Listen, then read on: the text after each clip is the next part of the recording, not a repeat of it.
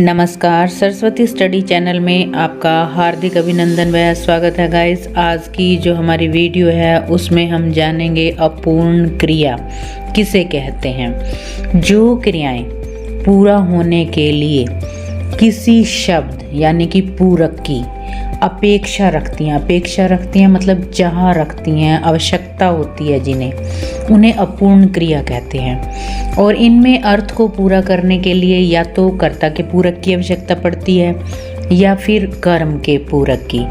उदाहरण के लिए एक वाक्य है, मेरे गुरुजी विद्वान हैं, और एक और अन्य वाक्य है, हम लोगों ने दीपक को मॉनिटर बनाया।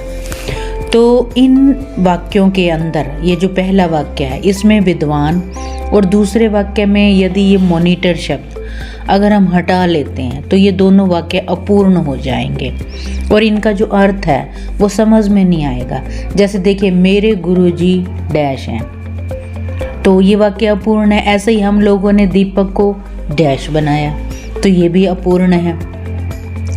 तो जो पहला वाक्य है, मेरे गुरुजी विद्वान हैं, ये कर्ता के पूरक हैं, और जो दूसरा वाक्य है उसके अंदर जो मॉनिटर शब्द है वो कर्म का पूरक है, और इसके अंदर जो हैं और बनाया है ये क्रियाएं हैं। तो पहले वाक्य के अंदर जो हैं ये क्रिया अकर्मक है, और जो दूसरा वाक्य है बनाया वो क्रिया असकर्मक है। लेकिन ये दोनों ही क्रियाएं जो हैं वो अपूर्ण है, पूर्ण नहीं है।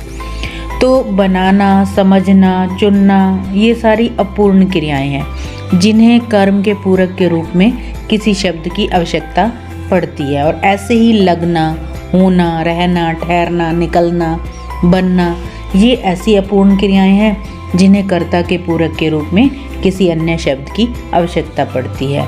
तो ये थे अपूर्ण क्रिया के परिभाषा और उदाहरण। चैनल को सब्सक्राइब, वीडियो को लाइक व शेयर अवश्य करें।